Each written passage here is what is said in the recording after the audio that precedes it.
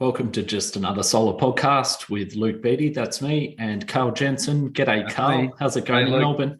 Sunny Melbourne, cracking day today. Thanks for having me, Luke. That's okay. And today we've got Jack Hooper from Gem Energy. Thanks for coming along, Jack. Thanks for having me, fellas. Looking forward to the call today.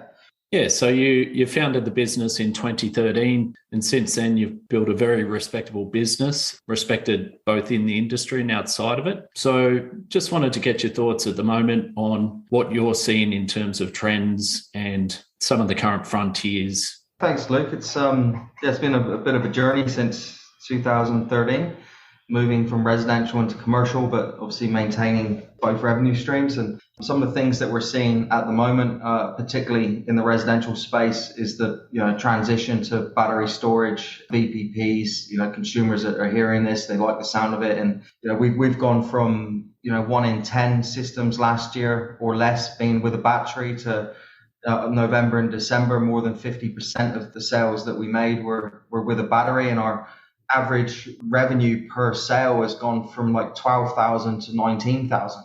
So we can see that the consumer demand is there for batteries. There's obviously still a lot of challenges that we face in the industry with really low pricing and poor workmanship, and the financial challenges that we're all seeing at the moment as margins are squeezed. There's stock and supply issues, and seem to be a never-ending list of competitors sort of entering the space. But these are challenges that most of us that have been around for a long time have continued to see. But I think we're certainly seeing a lot of interest in batteries residentially, and then in the commercial space, we're seeing a complete shift in consumer mentality, moving away from being a payback focus to we've got these ESG goals and targets that we've committed to that we now need to reach. How do we do that? And we've got one of our customers is 50 plus aged care, a retirement living. They've already got solar installed, and they need to install at least 100 kilowatts more per site, but that would be fully exported. So it won't reduce their carbon footprint because it'll all be exported. So they have to have a battery to capture it to offset the shoulder periods of the day. So, and the payback isn't even a question. It's gone from people or businesses wanting to see 3 to 5 years to 7+ years being really palatable. So, I think for anyone quoting in that commercial space, certainly I wouldn't underestimate that power of the ESG, targets and, speccing up a system they need to solve that. Yeah, that's a very interesting point, Jack. That one hadn't crossed my mind, that you're not lowering your carbon footprint for the nighttime stuff. And I justify my nighttime use by saying that I'm exporting 10 times as much as I use at night during the day. But realistically, someone's still got to burn some coal for what I use at night. Exactly. And, we see a lot of these large corporations, making commitments about being 100% renewable by a certain date. But, if you look at the C&I space in Australia, there's 110 terawatt hours of energy consumption in that space. And there's about 22 terawatt hours of renewable generation. So, if everybody's going 100% renewable, which is what, that we as a country have said, where is that renewable generation coming from? You've got 20 available, 110 of demand. Where's the shortfall coming from? So all these organizations that are making these commitments, they're not going to be able to just contract away their problems through a CPPA or an offtake agreement. They're going to have to do something behind the meter. If you're an aged care or a hospital and you've got a huge load, limited roof space, what do? So there's all these challenges that are providing some really exciting opportunities. All that tells us is that if you need a battery, you need more solar to charge that battery, right? You go from selling 100 kilowatt to 200 kilowatt with a 400 kilowatt hour battery, and that sale has gone from 130 or 140k in revenue to somewhere around 600 or 700k in revenue. So each client becomes worth so much more as well.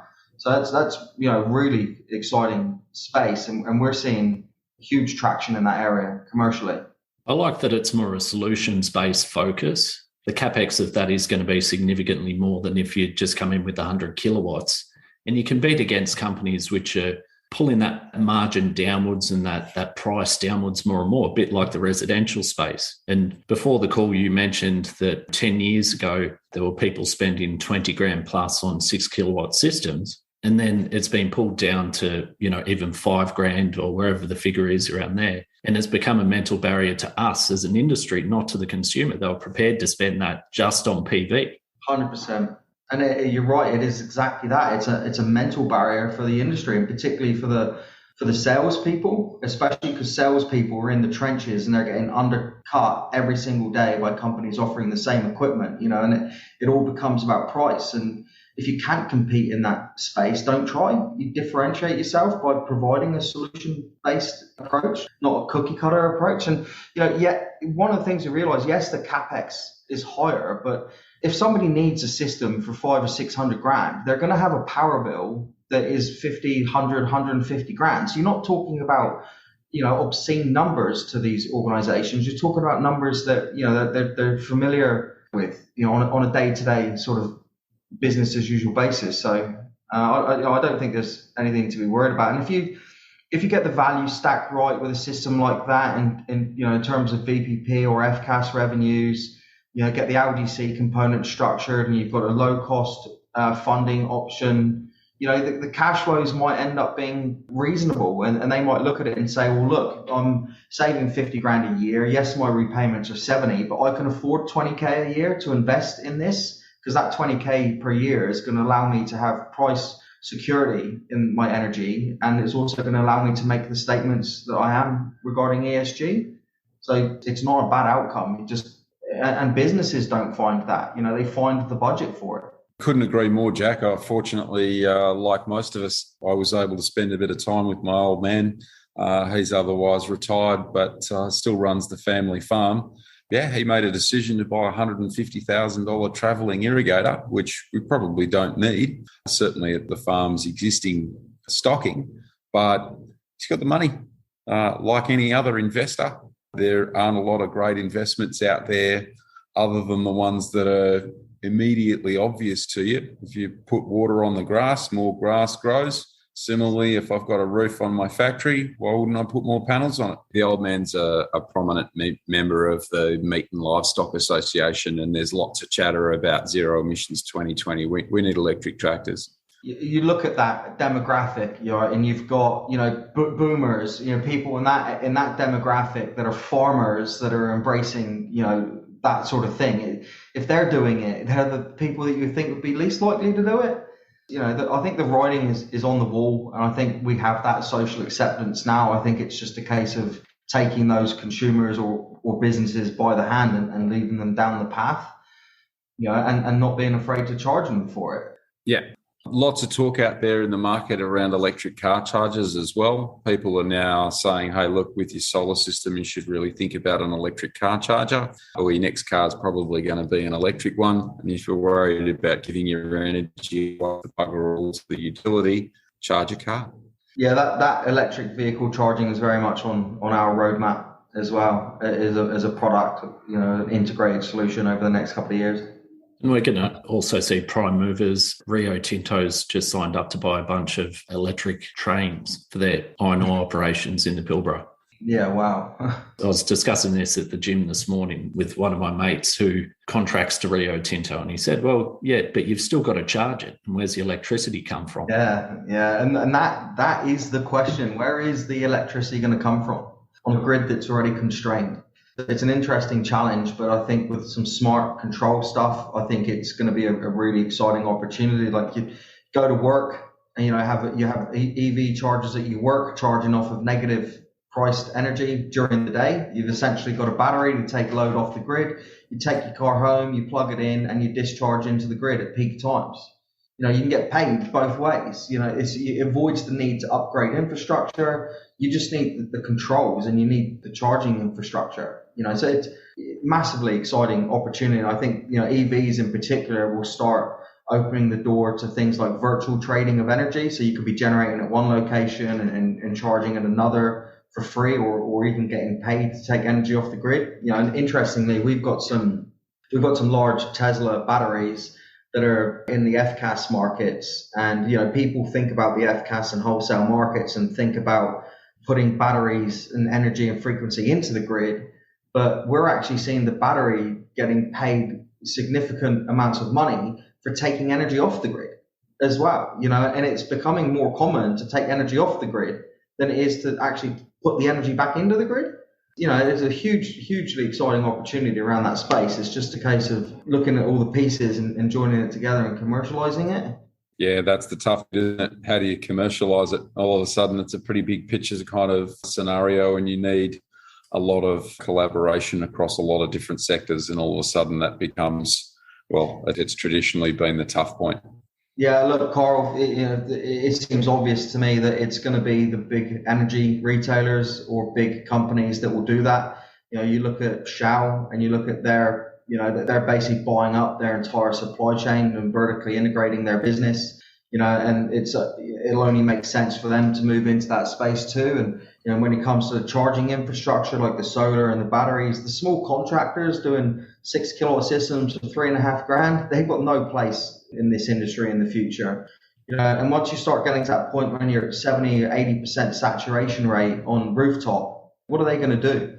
With the safety around batteries, I'm thinking that that's going to be a lot more regulated, and I think it will become a lot more difficult for those companies that have essentially got a PO box and a mobile phone and they're operating out of their basement to be doing that. So I think the industry will consolidate, and I think it's going to be the big heavyweights in energy and retail driving a lot of that because they've got the capital and they've got the manpower. Yeah, it's an interesting one. Certainly been a struggle for all parts of the solar industry. You've always had that large amount of small operators in the industry, and that's still the case. There isn't a single operator in Australia that's got more than a couple of % share. Yes. So it's a properly diversified industry. And I like the idea, but I think it's going to take a long time for, maybe the big companies are going to get stuck into the mining. And we've talked about it on the podcast before. Something like Sun Cable represents 3-4 years worth of solar installs happening in one place in 1 year. That changes the game massively. But we still haven't seen anyone getting those jobs yet. There's no dirt being turned over just yet. That's coming. Now, Jack, I'd like to move to a little bit more of a pointy area. On the last podcast, we had Andrew Williams, a specialist in Australian consumer law, and we discussed a lot of the stuff relating to the relationship between retailers and their customers. But one of your biggest focus recently has been on manufacturers' indemnity and the back-to-back responsibilities that manufacturers have towards retailers and installers. So you've been sharing information on that, doing some polls. So do you want to give a bit of a background of what sparked you to start investigating and taking action on that? Yeah, look, I'll probably start with a huge disclaimer that I'm not a lawyer, certainly not offering any legal advice, and for you to do your own research. What started it all was that during COVID, I'll be the first to admit that we suffered significantly as a business. We had a sharp decline in revenue. Our sales dropped off. There was a lot of people talking about making huge amounts of sales and lots of bragawatts out there, but I don't know how many kilowatts are actually getting sold. So we suffered, and I took a really deep dive into the accounts of the business and started looking at where are we profitable, where are we not profitable, and separating residential income, commercial income, the income that we're getting from manufacturers or service and support in our asset management division. And I started dividing my cost into those buckets too and said, okay, well, I've got that much revenue. What's my cost for servicing that revenue? And I started breaking it down as much as I could. And it came to asset management. And I started going through the accounts and I started looking at some of the invoices that we'd received from subcontractors to go and do an inverter changeover. And I was seeing invoices of $1,000 or $1,500. And I open the invoice and have a look at it and see that there was 2 hours of travel. There was an hour on site while they were on the phone waiting to get through to somebody. Then there was, the time it took to replace the inverter or whatever. And sometimes you get $1,000 invoice and you wouldn't even get the inverter changed and have to go back another time. So I sort of was like, this seems insane. And, I was looking at how much it was costing us. And then I was thinking, well, for every 1,000 installations you do, let's say 5% of them per year conservatively are going to fault. The reality is you're going to have more than that, but probably up to 10% of them will have a problem. or the consumer will have an issue, and that could be high power bills or whatever, one of those sort of requests. And I started saying, okay, well, let's start scaling that out. Let's start looking at the cost for me servicing all of them. And quite quickly, I realized that by year 4, year 5, if I didn't do something, the cost of me looking after the systems that we've installed that no longer generate us revenue, we're going to eat through our entire profit. And we're not making more margin than we were 3 years ago. We make a percentage margin. That percentage margin is now on a transaction value that's typically lower because the cost of goods have come down. So we make less money for doing the same amount of work as that we did 3 years ago. So I looked at this and said, well, this is obviously not sustainable, and this can't be right. That that ACCC force us to be responsible for this. And then us not having some form of protection from manufacturers. And from a common sense perspective, surely we should be covered at least, the minimum costs for servicing somebody else's product. We don't make that product. We buy it, we install it. And then stumbled across something called manufacturer's indemnity in the Australian consumer law, which basically says we as retailers and consumers of that product, that inverter, let's say, should be reimbursed all costs that are fair and reasonable for supporting that manufacturer's product. And that includes compensation if we choose to claim it, and any costs that the consumer or residential customers try to recover from us, we can then back-to-back recover that from the manufacturer. That is by law. Now, the problem with that is that there's no real sort of comeback on those manufacturers at the moment, but that's something that is looking like it's about to change. So I got a document shared with me a couple of days ago.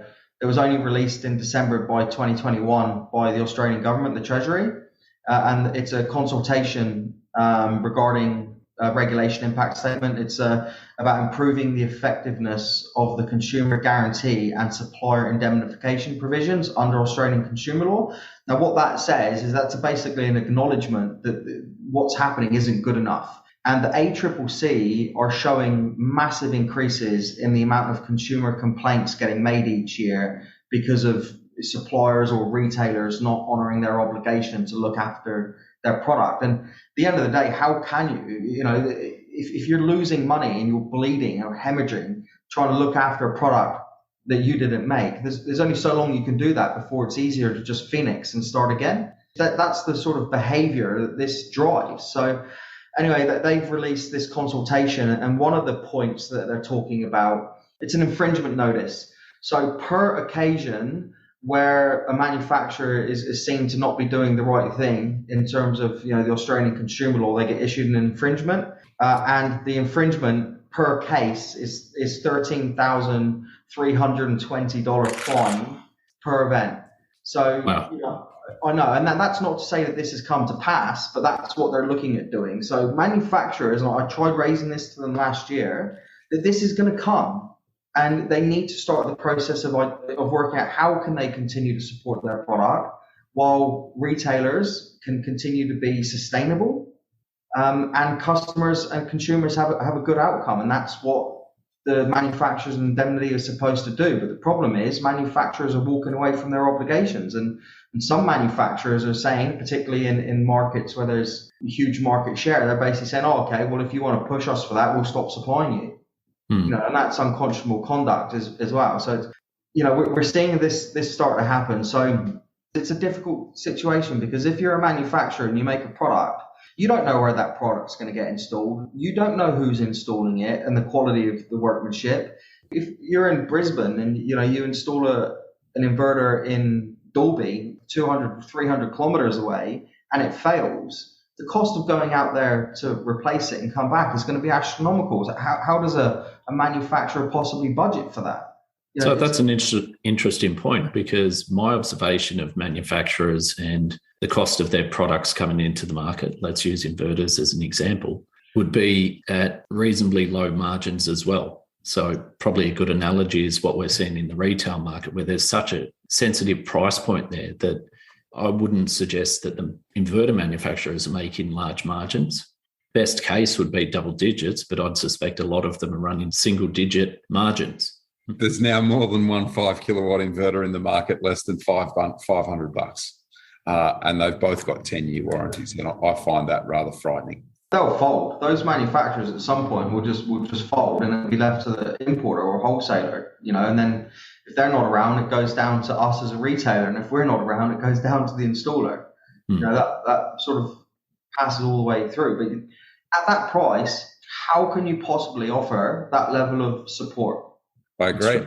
You buy a new 85-inch TV from Sony, it comes with a 1-year warranty. And it's not doing the amount of work that a 10 kilowatt solar inverter is doing, that's for sure. Yeah, and as we found out on the last podcast from Andrew Williams, that if you're selling products with a 10-year warranty, in the case of inverters, then you're on the hook to that customer the whole time. There's going to be certain products that won't be supported the whole warranty period. You try and deal with quality manufacturers that will be around, but there are some products. So you're going to build some sort of cost for servicing products that aren't going to be supported by manufacturers. Is that correct? Well, you should. If you go and ask any solar installer or solar retailer out there how much of their revenue they put aside for supporting customers, I'm confident you might trip on 2 or 3 companies nationally that will tell you they put capital aside for that purpose. Most retailers, the people are probably thinking, when's this all going to come to an end? And they're not looking about a 10 or 15 year horizon. So they're not putting cash away for that. And unfortunately, how can you, when your margins are squeezed so tight because the industry is so competitive, how can you build more cost in to start looking after consumers when, and the thing is, you've got consumers that come to you and screw you down to an inch of your life, and then you've got to put money aside to look after them for the next 10 years. People just don't want to do that. We don't put money aside for looking after systems. The idea within our business is to charge people an appropriate amount to go and fix their things to cover the cost of doing it. That's how this needs to be. Like if we're going to be forced by the ACCC to go and look after that customer and fix their product, on behalf of the manufacturer, we should be paid to do that. We shouldn't just have our cost covered to send out the electrician to do it. We should have an administration payment for fuel, for our insurance, for our risk and exposure while we're out on site fixing it. All of those costs should be built in and should be built into doing that work.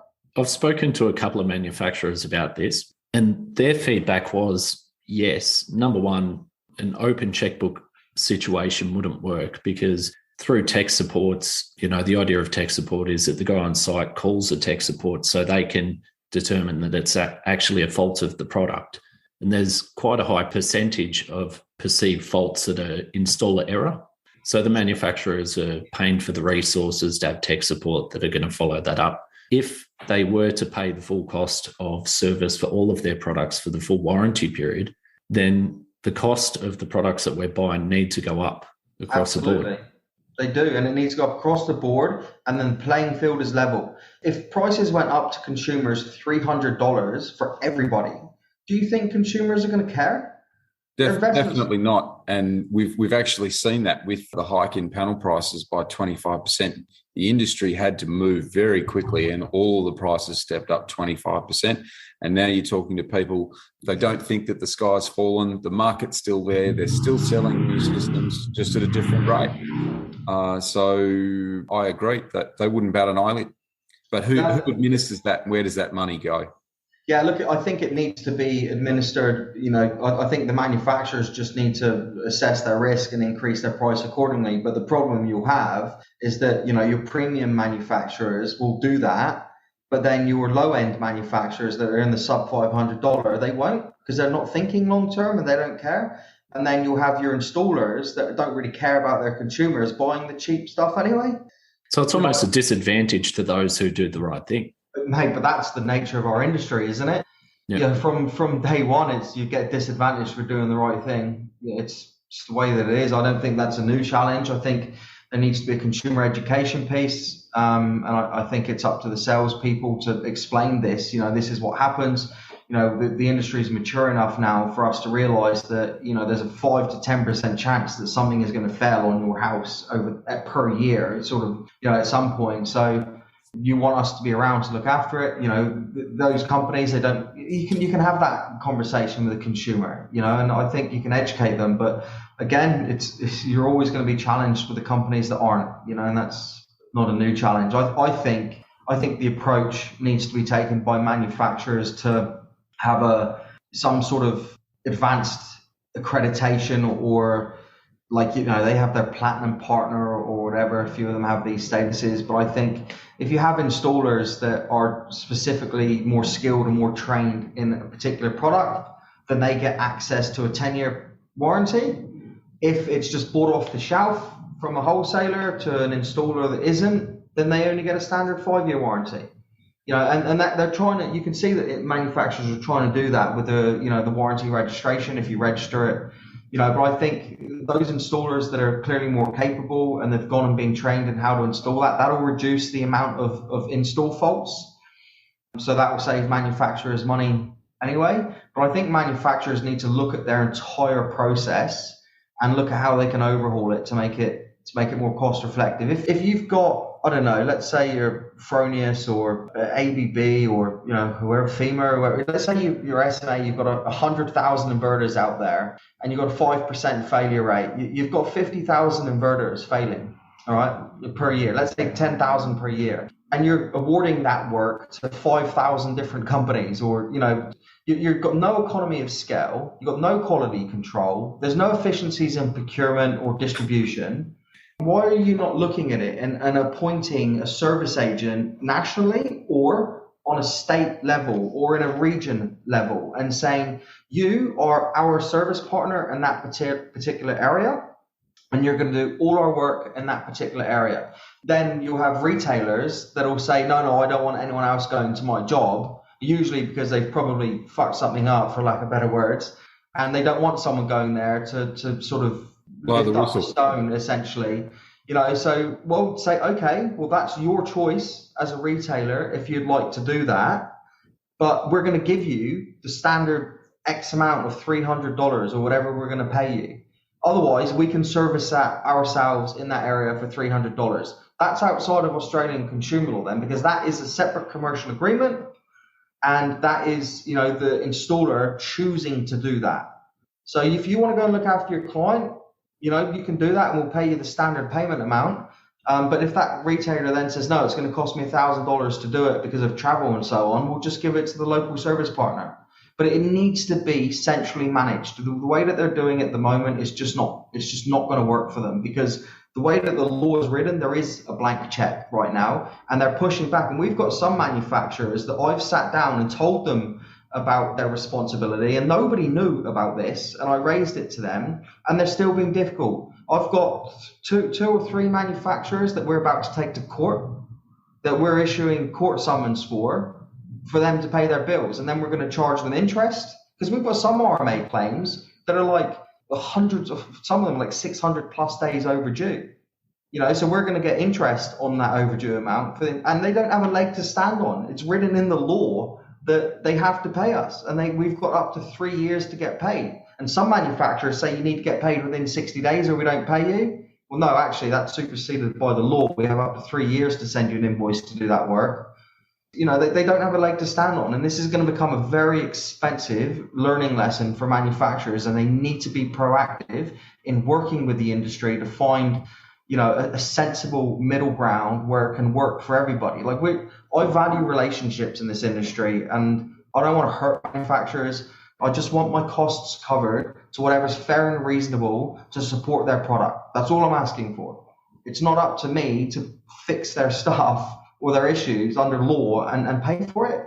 Indeed, Jack. It reminds me of an incident a few years ago where a manufacturer said, again, you get $180, and as it turns out, the jobs were installed on not Manus Island, out that way, but it costs an enormous amount of money to try and service a customer. And SMA, of course, always paid for their inverters to be shipped somewhere. So you sell someone a sunny island for $6,000 or $7,000, and funnily enough, it's 500 Ks from anywhere. And if it breaks, it's expensive to get a replacement out there, and they've never batted an eyelid at doing that. There are some manufacturers that have stepped up to the plate, but I agree with you, most of them haven't. Yeah, and even some of them have, but they're still obviously pushing back because manufacturers, like all of us, have budgets, and if all of a sudden their budget, is 500 grand, and all of a sudden it's 1.5 million, and they were forecasting 500k of net profit, which has all completely disappeared because of RMA claims. They're going to have to push back, because their business counts on it. So we understand that, but that's the reality is that they haven't considered manufacturers' indemnity on Australian law, and they haven't factored that into the cost of operating their business. And if they increase their prices 20%, we'll all have to pay it. It's not going to make any difference to the amount of sales that we make. It's a challenging subject, and that SMA reference isn't, honestly, Karl, that's a perfect example. How do they possibly budget for that? Indeed. 1,000 Ks from anywhere. It costs a fortune just to put it in a box and ship it there, let alone get someone there to diagnose it and troubleshoot it. Yeah. Anyway, look, at least we have moved along in the last, let's call it 5 years. The vast majority of inverters that we sell have at least got some kind of access to the internet, and remote diagnosis is certainly helping us a lot. Yeah. Look, and it's easy for me to sort of sit here and kick off because of my frustrations, but I will acknowledge some manufacturers that they do want to do the right thing. And even when we raised this last year, I think it was Selectronic. We're very, Power Plus, we're very proactive in trying to work with the industry to try to get a solution to this. I think it's Delta too. Delta seem to have a very good policy for how they look after things, but I don't necessarily think manufacturers want to be difficult. I just think they're sort of struggling to work out what to do in the situation. And indeed, you're right. You've got to be able to keep selling product. Just their business is the same as your business. In order to keep going, you've got to be selling product in order to cover those costs of the historical failures. And you have to be able to make a profit on that too. So at the end of the day, saying, oh, yeah, look, I'll do it for you for mates rates and we won't make any money on any of our warranty claims, it takes us away from the business of actually making money and turning a profit. Yeah. Look, you do a frightening exercise for anybody that's, that doesn't matter, small business or, large business. Sit down and open up a spreadsheet and put in your revenue, put in your gross margin, put in your operating expenses, look at your net profit, and then start considering, how many installs do I have each year? It's really difficult to get revenue growth right in the industry because you could grow 20%, but because the cost of goods has come down 20%, you have no revenue growth. But to deliver 20% more work, you need more staff. Your insurance costs go up, and your OPEX goes up, and eventually your net profit comes down. And you start thinking about, well, I've got 5,000 installs or however many I've got out there that I need to look after. Every year I add 1,000 to that. How many am I looking after every year? And what's my average cost of doing that? And if people do that exercise, they'll realize that this isn't sustainable. It's going to catch up to me at some point. But the ACCC actually said that they operate on a complaints basis. So if they get a lot of complaints on a particular topic, then they'll go and do an industry-wide investigation. So if anybody out there is struggling with their RMA claims or getting reimbursed for doing things, lodge a complaint with the ACCC and the Australian Consumer Law, and that will only help accelerate things. Because I think it's fair to say most of the manufacturers, if not all of the manufacturers that you deal with, Jack, are trying to do the right thing and are reputable companies.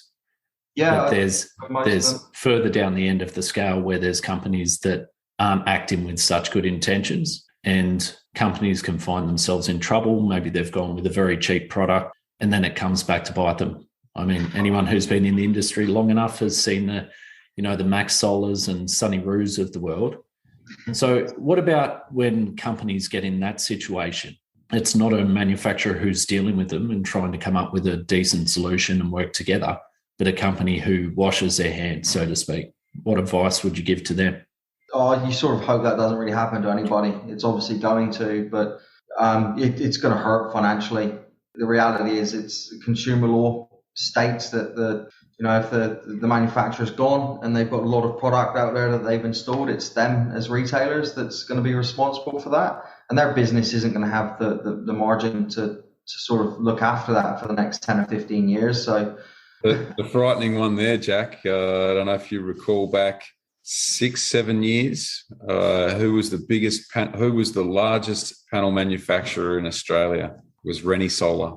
Oh, Renee. Oh, yeah. Wow. Completely gone from the market now, and yet we're only halfway into the warranties.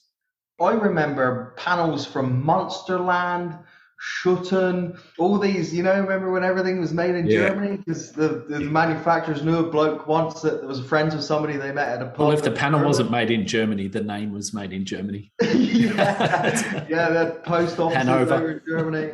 All of those are gone, but the retailers, you look at the amount of retailers that have gone out of business. I think that statistically over 50% of installations completed are stranded where the installer or retailer is out of business. So it's not a problem if you're not in business anymore, but for those businesses that really want to stay around and want to do the right thing and want this to be their career, you have to use the right products from organizations that, you know they're more expensive, but they're going to do the right thing. And I'm not ever obviously on the tools. I don't install anything. I'm not an electrician. And, I was phoning the manufacturers to try to have this discussion with them before I had the event in Sydney last year. And I remember phoning one manufacturer who is in that sort of sub 500, and I couldn't even get them on the phone. And it was at that point I realized how painful it must be for electricians that are on site trying to fix something and complaining they can't get someone on the phone. I couldn't get anybody on the phone. I sat there for about an hour trying to call them,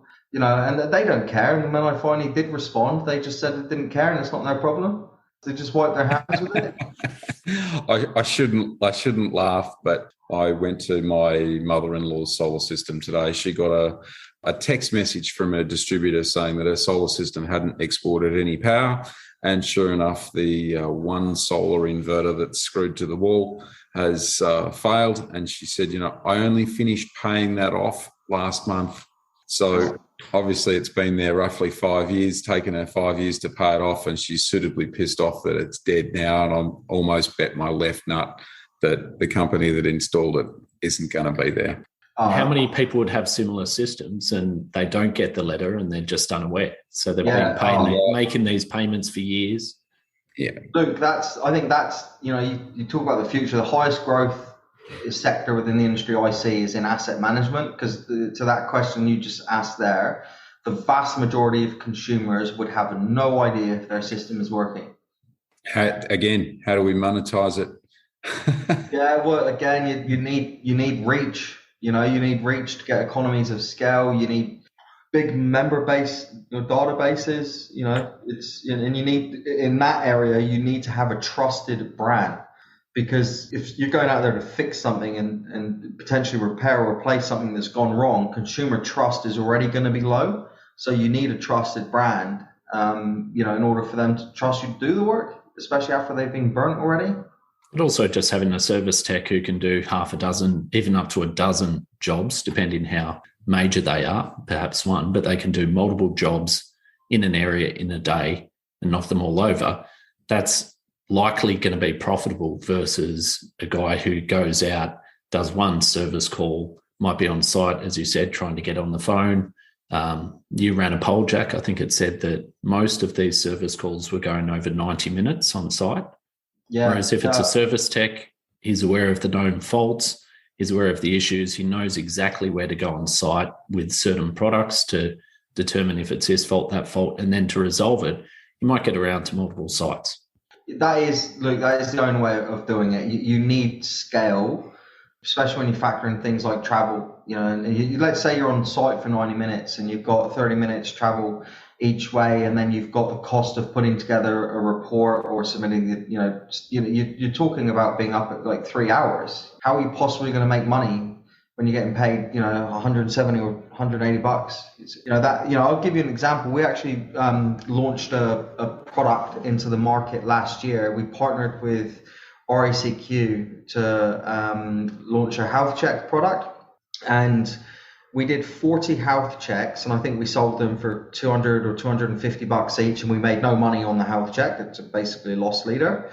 But we did over 100,000 of rectification or upsell from those 40 health checks. There is a market there for that. You need that brand trust. If you're going in there to recommend fixing something and you look just as dodgy as the last company that installed it, you're not going to get anywhere. Well said, mate. Good choice of words. And that is a problem that we face. Hey, why should I fix my solar system when I've only just finished paying it off? I don't think that I've actually made any money at all. I haven't saved anything. Why should I even bother to fix it? Yeah. Hopefully that's an incentive for them to consider better products, a better operator or provider. And that's the answer to this, for those small businesses, use better products with better companies that have local support, that aren't going to leave you hanging, and that have the financial capability to provide you the service that you need. Because at the end, you need to be choosing a manufacturer that's got deep enough pockets to pay you to support their product. If you don't, then you're going to be left there out of pocket. Indeed. Well, I guess when you visit these facilities, Luke and I have both had the privilege of visiting Fronius. I visited SMA. You look at those facilities and you look around and you say, well, there's $1 billion here. I can see why this stuff costs money. So it's a very interesting topic, Jack. I think it's something we'll keep in touch with you about as well. And up until recently, we're on the board of the CEC as well. Yeah, so good experience. But there's some big changes coming there as well, with all of the responsibility handed back to the CER, who are going to dish it out to who they deem fit to run the different programs as well. Yeah, I think it's good for the CEC, because I think it's just formal recognition of what is and what isn't in the CEC's remit. People would go to the CEC as the regulator. They're not the regulator. The clean energy regulator is the regulator.